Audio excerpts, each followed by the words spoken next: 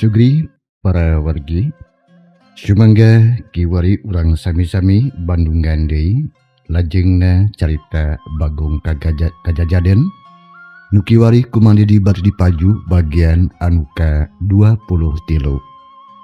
Sakumaha anu parantos dihancah ide bagian anu ka-22. Padaran Mang Dedi kabegat kuwanci nemang samedarkeun kaayaan alam tibeurang di Munggang hiji pasir khususna ka Abah Oban anu harita nuju patelak atan pitarung jeung bapana Nyi Icah nu ketelah si sebelu teh alunya. Kumaha atuh para pamirsa lajengna ieu carita langkung poe mangga urang sami-sami Bandungan ku saleana. Lihat.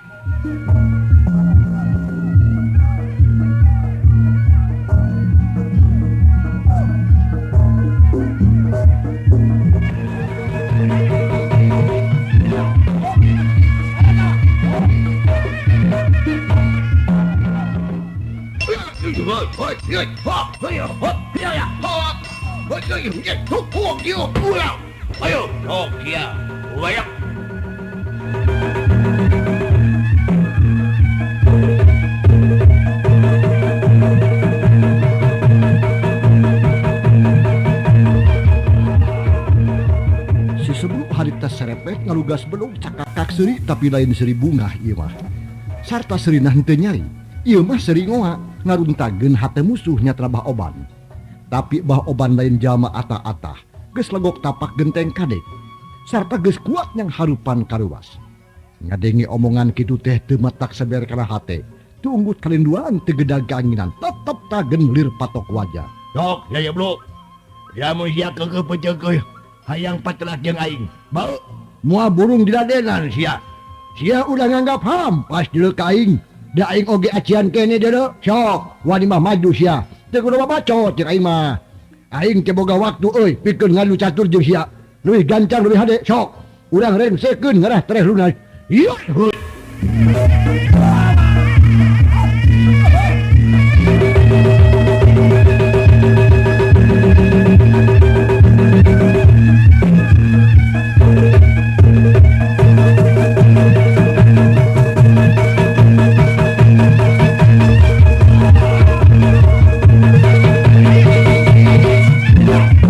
Ngomong kitu terus atuh harita singkeureuy palung muraleng kena tangtungan musuh. Nyetenan gerak-gerikna. Wah, buktikeun omongan sia Oban. Lamun nya mah sia lain lalaki langit tengah jagat, prak tembongkeun pangabaju sia yeuh. Ladenan pangawasa aing. Hiuk atuh bedog diputerkeun ku bapana Nyi Icah luhureun sirah.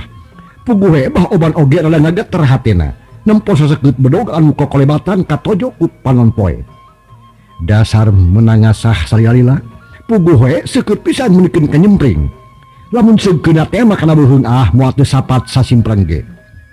Bah Oban teu ngomong deui mah taki-taki berjeung sarepet oge nyambut belog. Kolepat belog musuh ngancam beuheung. Bah Oban rikat ngagiwarkeun awakna. Berjeung nakis eta belog. Belog diadu kembang sedengah puricak nampaleungeun karasana sin sireumeun ku Bah Oban nya deui ku si sabru.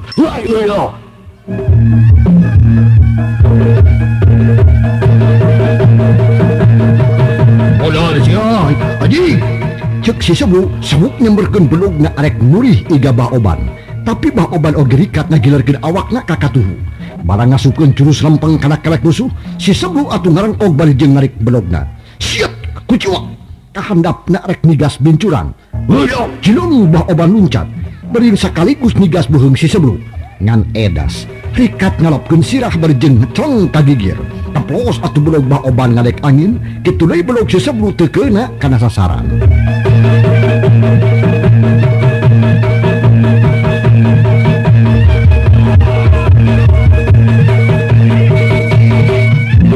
Nya nu antuk nama der tarung patunggalan. Duana sarua tanginasna, duana sarua kesitna, sarta nafsu da ngagedur da masing-masing keur meujeuhna loba kapusing. Anu tarung hut-het bedog bantrok pating belentrang, kembang seuneu pating bulicak, anu tarung disaksian ku melototna panon poe dipirig atuh ku sura angin anu ngoyak gendang daunan. Pating krosak pating saleor, dina kulila nu duaan teh leuseuh tenagana. Bah Oban cape si seblu ripu, tungtulan eureun heula, ngahegak bari panon muraleng ka musuhna. Kesang ngucur masihan awak, baju mangges juuh baseuh kawas di banjur ku cai bae.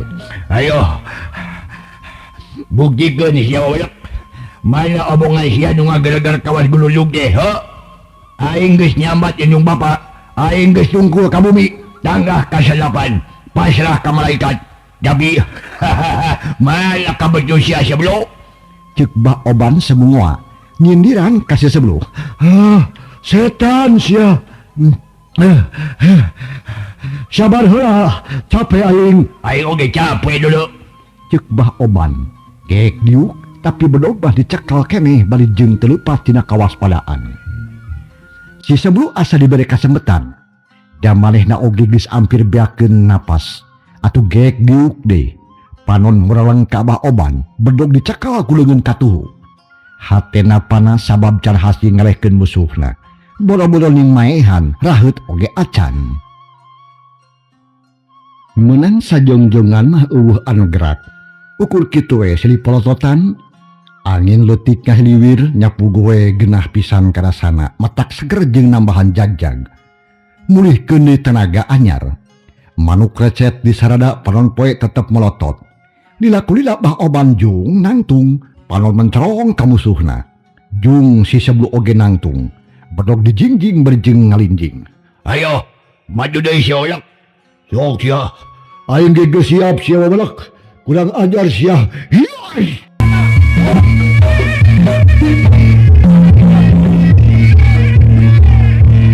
Jeung Bah Oban luncat ngadeukeutan berjeng sakaligus cabutkeun bedog ka tak-takna si sebelum. Atuh si sebelum teu ngejat, mainan nadahkeun bedog bari jeung nahan napas. Lentang bedog diadu. Bedog si sebelum donglak dua diem. Setan sia, bedog aing diruksak, rasakeun sia. Hiup, siak si sebelum malik nyerang. Nu diarah teh beuteungna Bah Oban. Tapi Bah Oban teu cicingen. Langsung ngarengkog, hiup kapos belog ngaliwat menimbang baraan. Barang jeung kitu Bah Oban ngalengkah ka hareup. Nganteur bedog kana bujal si seblu. Sat katuri saeutik baju si seblu soe. Kulit beuteung getihan. Atuh mending ngalanyap si seblu harita. Samalukna jero tatuna. Nyapuguh jajantung ngelatung. Hate panas, mimiti runtag. Sabab geus jelas gerakan Bah Oban leuwih kesit batan manehna. Bangsa sia, rasakeun oras aing sia. Si seblu nafsu sebrut ngubruk balik jeung muterkeun bedogna. Bah Oban mah ngarti. Manehna henteu wani ngayonan gancang mundur sababaraha lengkah.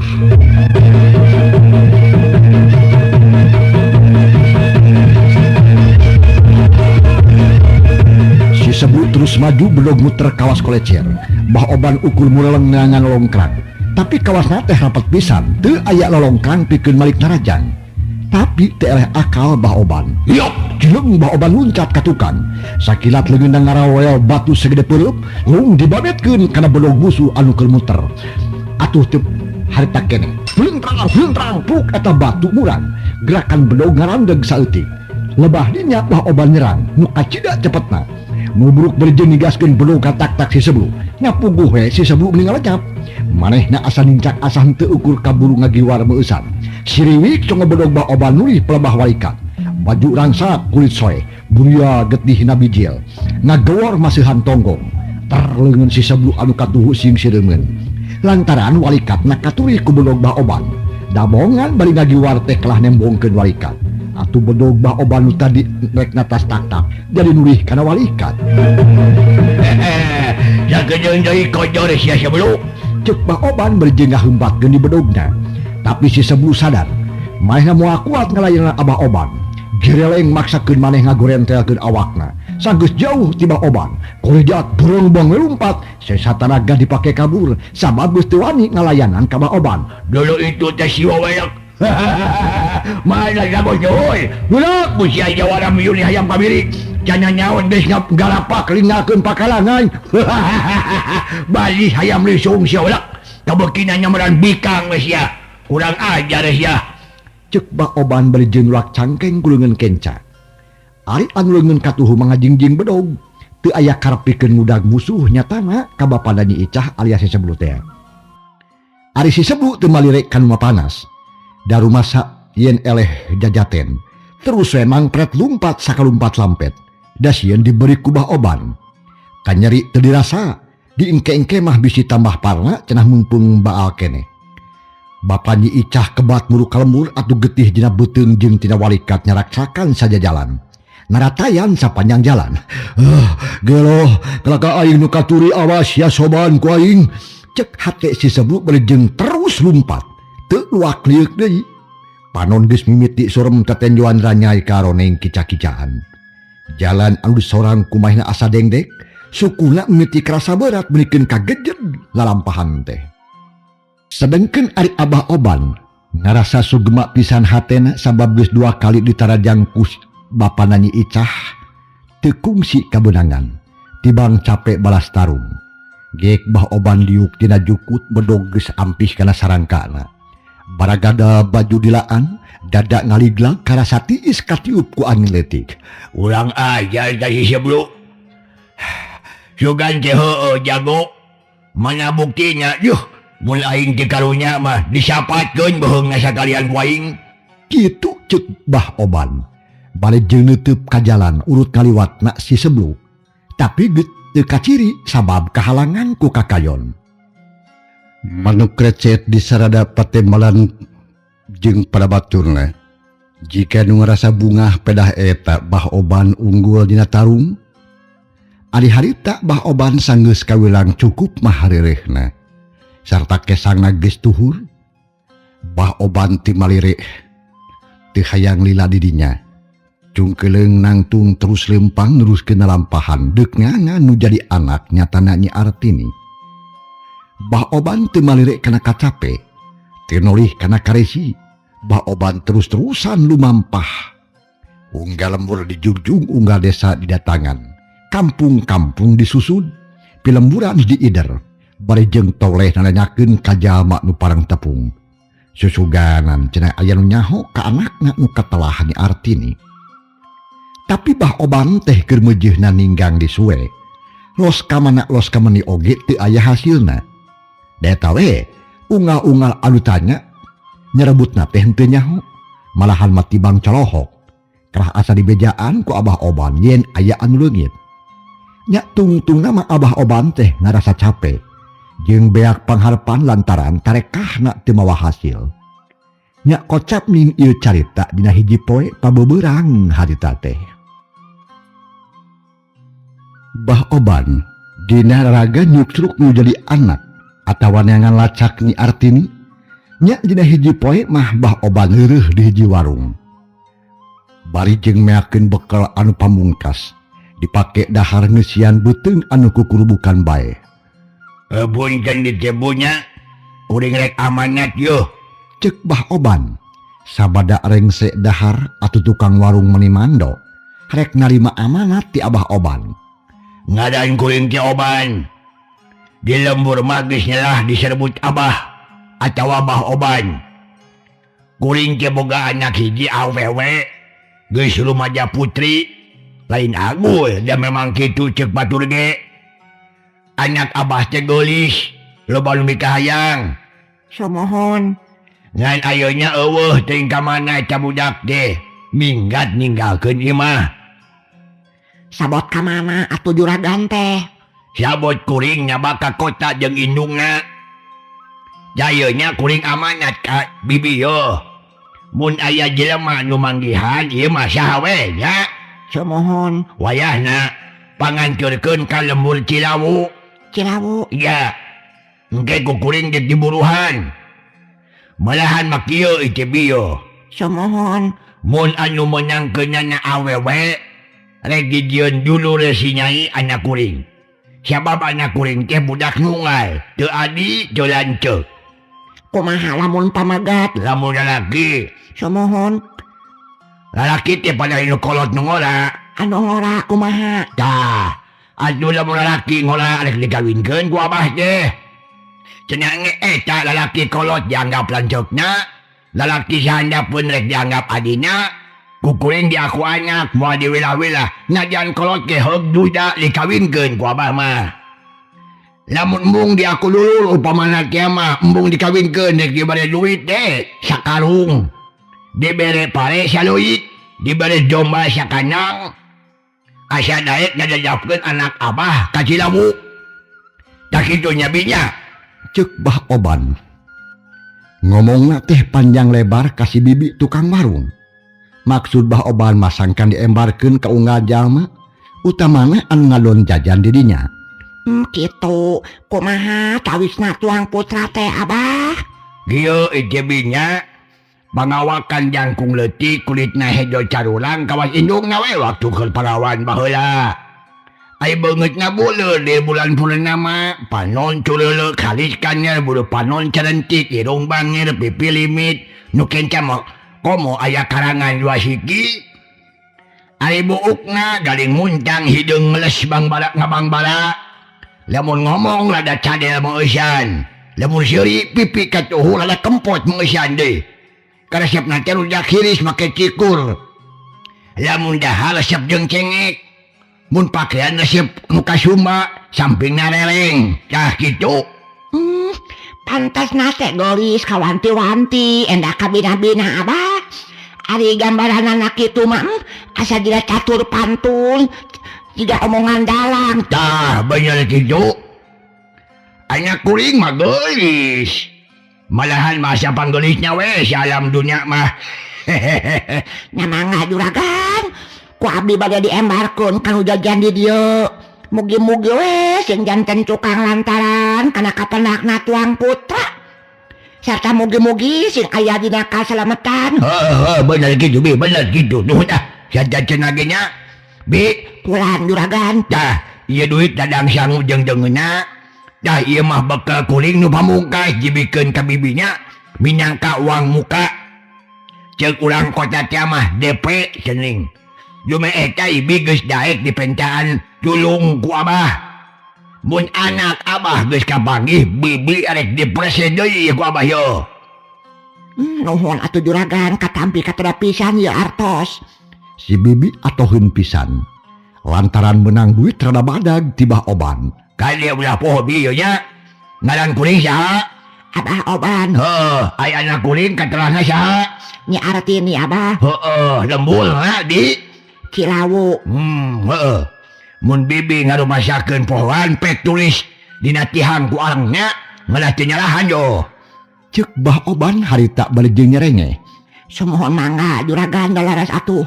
Abdi mah pohoankeun. Urang seratkeun dina tihang supados katingal unggal waktos.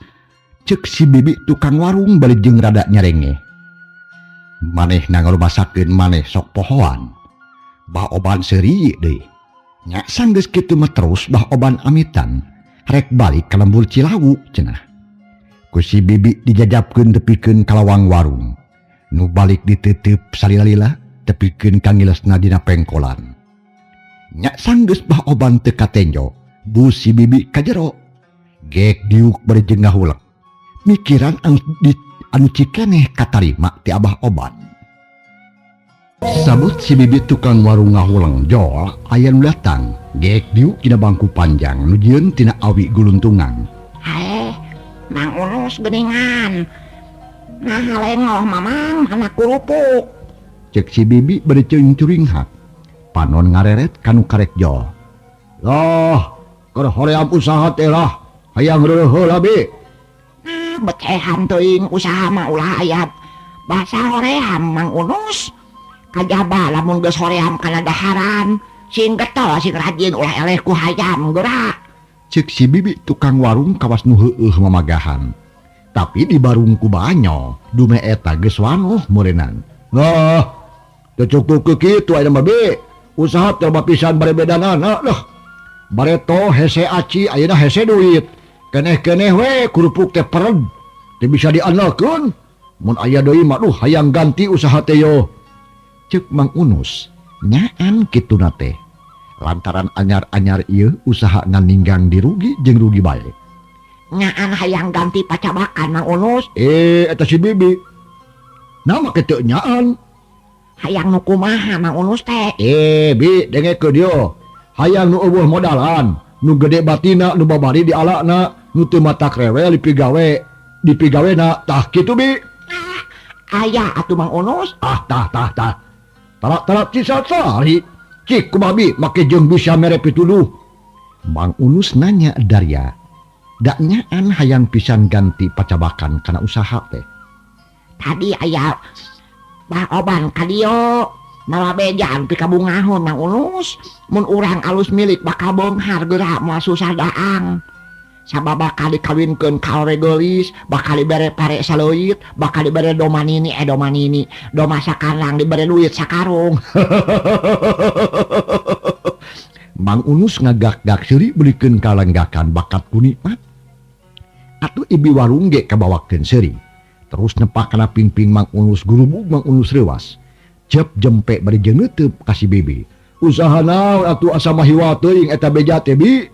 Na teu kabita ka duit sakarung Mang Unus. Lain teu kabita, tapi teu wajar usaha naon nu jiga kitu. Mun heueuh teh mah aya meureun manusa teh kabeh tareh beunghar. Sarta bakal pada hayang kana usaha eta. Yo, dengekeun geura Mang Unus. Di lembur Cilawu aya hiji jelema beunghar pisan. Katelahna teh Abah Oban. Manehna mah sagala loba es tuning saliuk breh teh encanyana. Allah, Hirupna sugih mukti senangan-nangan min buncir leuit loba duit.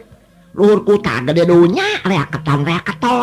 Bro di juru, bro di panto ngalayah di tengah imah. na nya teh. Sawahna saluwuk, kebona 7 pasir ingon-ingona geus teu kabilang bakat loba. Jiga nama doma sapasir, sapi sapasir, muning sapasir hayam sabubulak, soang sategal, kelenci salah. Sanaon atunya saleuit berenang. Kebener tuh muanya ya soang sategal, muanya ya kelenci saleuit. Eta teh pantun atawa ngadongeng Bibi teh? Ih, lain tina catur pantun cerita wayang ieu Mang Unus. Ieu mah aya dina alam nyata dolo. Bisa kasorang ku jalma bodoh cara urang, geura dengekeun urang pedar, geura dongengkeun sanyana. Di Cilawu teh Mang Unus aya nu leungit budak awewe. Umurna teh kira-kira 17 tahun. Awewe geulis kawanti-wanti endahna kabina-bina. Sepi tanding sudah lawan. Di Cilawu mah bentangna malah di sajagat boa. Tuh geuning. Kunaon Mang Unus? Geus bohong deui wae si Bibi mah. Nu kitu mah lakon pantun atuh Bi. Ih, dengekeun heula geura. Eta si budak awewe teh cineukna mah geulis lah. Si bapana nu ngaran Ba Oban geus burber ka 4 madhab. Neangan anakna nyatana si anak nu leungit teh. Carek babasaan nama hantang hantung hanti gong hantri wali kaubek kabeh, katatap kabeh, katinjak kabeh, bakat ku hayang kapanggih nu jadi anak. Geus kapanggih tawa acan. Tapi lobang Mang Unus eueuh lalatan, eueuh beja, eueuh omong teu lacak-lacakna acan. Kulantaran geus pusing meureun bapana teh sarta bosan neangan. Nyata si Abah teh amanat ka kuring, kieu amanat teh. Kumaha. Bedokeut geura. Nya sok. Sing saha-saha cenah manggihan anakna. Sarta daek kanturkeun ka Cilawu, lamun awewe rek dijieun dulur pet ku hinis. Lamun laki rek dikawinkeun, lamun embung diaku dulur atawa dikawinkeun rek dibere pare saleuit, dibere doma sakandang, dibere duit sakarung. Tak gitu Mang Unus, piraku teu kabita. Naon? Nya puguh we kabita ari kitu mah. Tapi nah kira-kirana bakal bener eta sayembara teh Bi. Sok sieun ngabodor, sok sieun heureuyan. Bener jeung henteu nama kuring oge teu milu langgung. Tapi lamun nilik kana sikepna Bah Oban mah asana teh heueuh.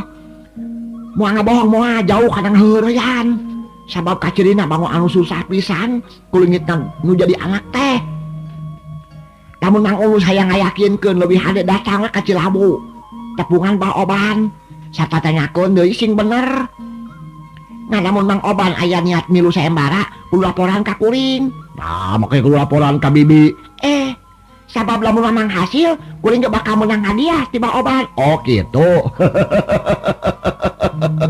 Mang Unus kelakah ngahehe kawas anu can percaya pinuh kana omongan si Bibi Warung. Tapi dina hati leutikna mah geus mimiti aya rasa kapanasaran. Hayang ngayakinkeun bener henteuna cenah. Sabab saha pijamanana untuk kabita kuburuhna. Pare saleuit jeung duit sakarung lain banda saeutik keur ukuran Mang Unus mah. Cek kuring mah lakonan heula eta teh Mamang. Keunanan dagang kerupuk mah ureunan heula. Da cacak lamun kuring lalaki mah rek diputup we warung mah rek milu neangan anakna Abah Oban. Nah, rokaya. Rokaya naon? Ada kudu boga bekalna meureun Ibi. Sedangkan keur modal dagang ge geus ipis. Duh, kurang-kurangna milik mah matak bangkrut usaha. Ayeuna teh pada nyaho loba pisan itu ieuna unak anikna ripuh. Anu mata kudu motekar oge. Ulah sajalan teuing usaha teh. Nya rek dicobaannya sugan hasilnya binya. Tah kitu. Mang Unus beuki kapangaruhan. Da memang pikabitain buruhna teh. Ari si bibi beuki sumanget ngahateanana. Nu akhirna Mang Unus buleud patekadan.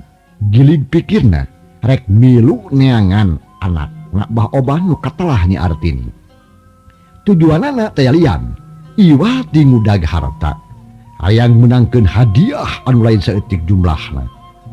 Nya tina awahing ku hayang. Pare saleuit jeung duit sakarung meuli geus ngalangkang dina kongkolak panona Mang Unus. Kasugri para wargi. Cag urang tunda kaayaan bibi warung jeung Mang Unus. Urang teuneun sakedeung tunda sakedap tangtu kaharep kasampeur deui ayeuna. Urang teang hancan ku tunda, urang sampeur hancan ka tenden kana perlampahanana Bah Oban. Bah Oban mulang bari ngalong kewang. Bakal beak hasilna eueuh lantaran anakna nu katelah ni artini teu aya beja-bejana acan.